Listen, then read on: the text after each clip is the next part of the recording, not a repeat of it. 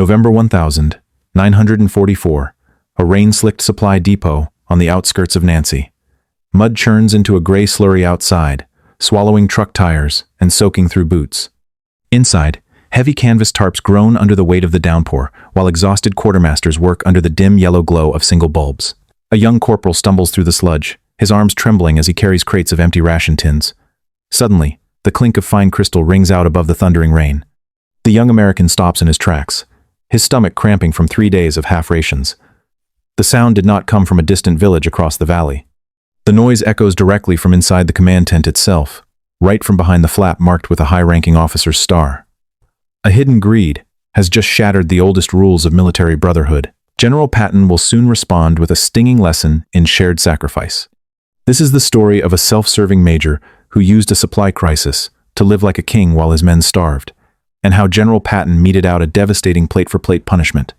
Before we continue, make sure you subscribe. We tell the World War II stories that show the truth behind the myths of military glory. Corporal Elias Thorne was 26 years old, hailed from a sun-baked wheat farm in Iowa, and served with the 3rd Army's logistics wing. Back home, he spent his youth hauling heavy grain sacks and repairing combines in the unrelenting heat of the plains before trading his pitchfork for a supply clerk's ledger. He had survived the frantic landings at Sicily and the brutal, rain-soaked race across France, witnessing the desperate hunger that war inflicts on the front lines. Now, his hands shook violently, not from fear, but from a week of skipped meals and the biting dampness settling into his lungs. He stood outside the warm, glowing tent, a rusted mess kit gripped tightly in his hand, his knuckles white from resentment as he forced his entire body to stop from bursting through the flap. Major Frederick Sterling was 38 years old, a career officer from a wealthy shipping family in Rhode Island. Born into a world of yacht clubs and private tutors, he spoke with a sharp, polished transatlantic accent acquired during 4 comfortable years at Yale before the war began. He possessed an unshakable belief that his rank entitled him to the comforts of his station, viewing the common soldiers as coarse, unrefined laborers who were built to endure hardship.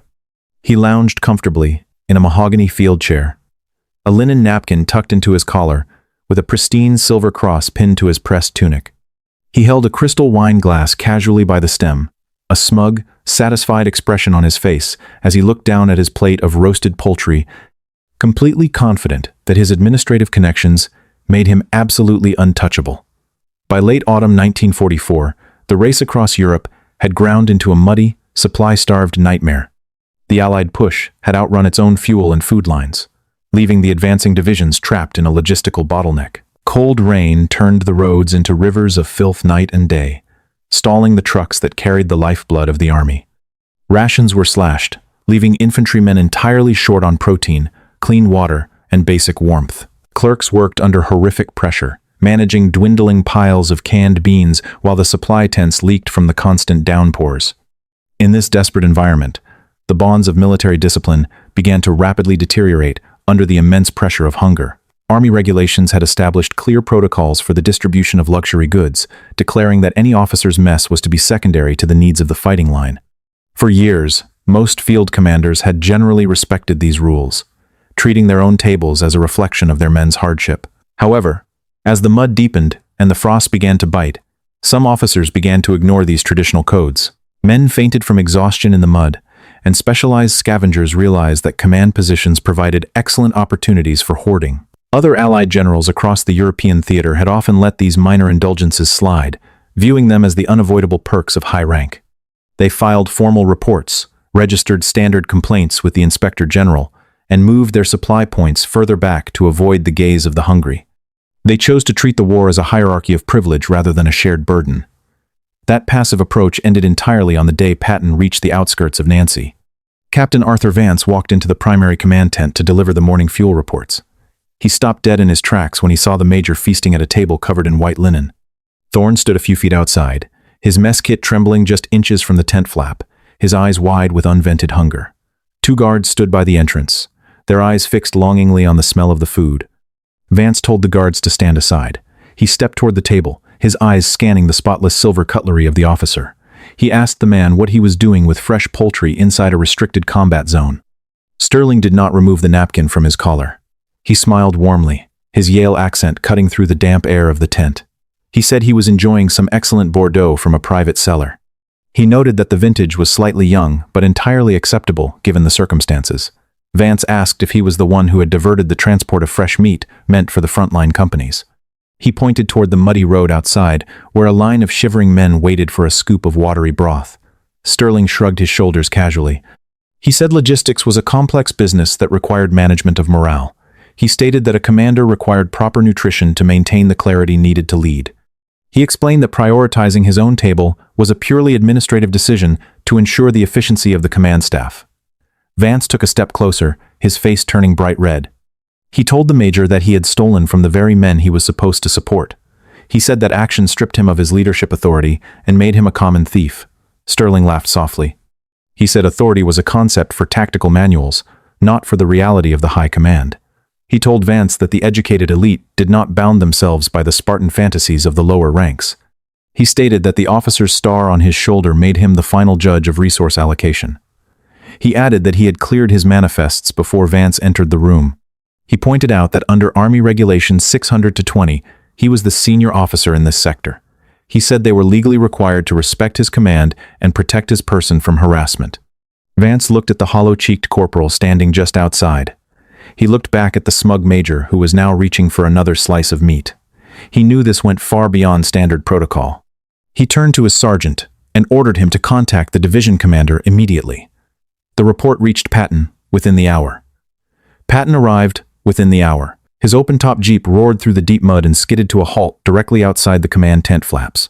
4 polished stars gleamed on his helmet despite the gray, overcast sky, and his signature ivory-handled revolvers rested securely in their holsters on his belt. The general walked in unannounced, his heavy boots crunching against the floorboards.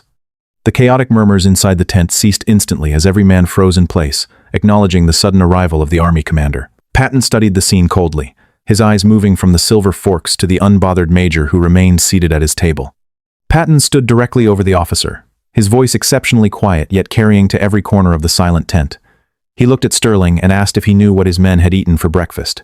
Sterling nodded slightly, maintaining his relaxed posture. He replied that he was in a senior staff position, currently following standard subsistence guidelines for high-ranking personnel. Patton asked the officer if he had seen the casualty lists from the morning patrol. Sterling stated that he had reviewed them briefly before his meal, which legally satisfied his duty of oversight.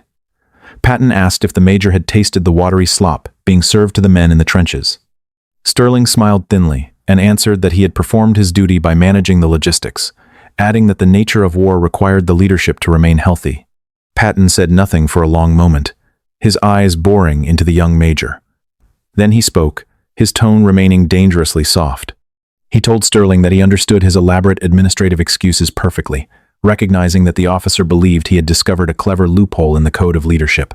He acknowledged that Sterling viewed the rank on his shoulder not as a symbol of responsibility, but as a convenient shield to hide his greed. He told the major that military law was written to preserve the honor of men who shared the same dirt and the same danger. It was never intended to provide a banquet hall for cowards who used their position to pick the pockets of the hungry.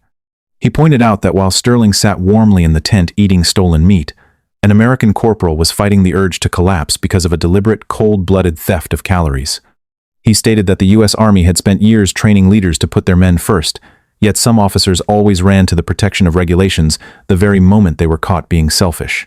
He told Sterling that if he wished to renounce the hardships of a true officer by hoarding food from the weak, he would no longer receive the protection of his rank. He gave the major 2 distinct options to resolve the matter. He told Sterling he could either stand up right now and face an immediate court-martial for conduct unbecoming an officer, or he could step outside and let the hunger of his men judge his ultimate fate. He gave him exactly 5 seconds to choose. Sterling remained entirely silent, his arrogant smile finally fading as he realized the American general was not playing a bureaucratic game. Patton did not wait for the major to reply. He turned on his heel and issued a series of sharp, quiet commands to the 2 guards standing by the tent door. He ordered them to strip the officer of his warm wool tunic. They tore away his rank insignia and forced him out of his polished leather service shoes.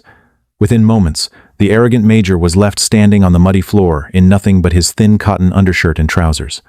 Sterling began to shiver violently, his face turning an asymmetric shade of pale as the raw autumn draft rushed through the open tent flap. Vance and Thorne watched in absolute silence as the guards grabbed the officer by his shoulders and marched him out into the swirling gray rain.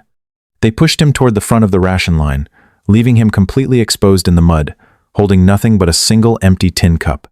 Patton walked to the edge of the camp and called out to the retreating figure, telling him that if he managed to survive on the same rations as his men for the next 30 days, he was perfectly welcome to file a formal complaint regarding the general's lack of etiquette. The surrounding soldiers watched the shivering major disappear into the line of hungry men. Corporal Elias Thorne returned to Iowa after the German surrender, leaving the hunger of the European theater behind him. He went back to the wheat fields, using his wartime experience to organize local food banks that protected struggling families during the post-war droughts. He lived a quiet, unassuming life, rarely speaking about the rainy days in Nancy, and passed away in his sleep in 1982.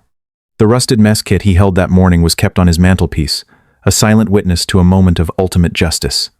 Major Frederick Sterling survived the rain and mud of the French autumn, serving the remainder of the war as a lowly logistics private after Patton stripped him of his commission. He spent the rest of his life in a series of failed business ventures, eventually working as a night watchman in an empty warehouse until his death in 1993. He remained bitter about his treatment until his final days, often writing letters to veterans organizations, complaining about the violation of his status. General Patton never included the incident in his official reports, viewing the encounter as a simple matter of leadership correction rather than a historic event. He kept a brief handwritten summary of the encounter, locked in his personal desk drawer, until his sudden death in December 1945.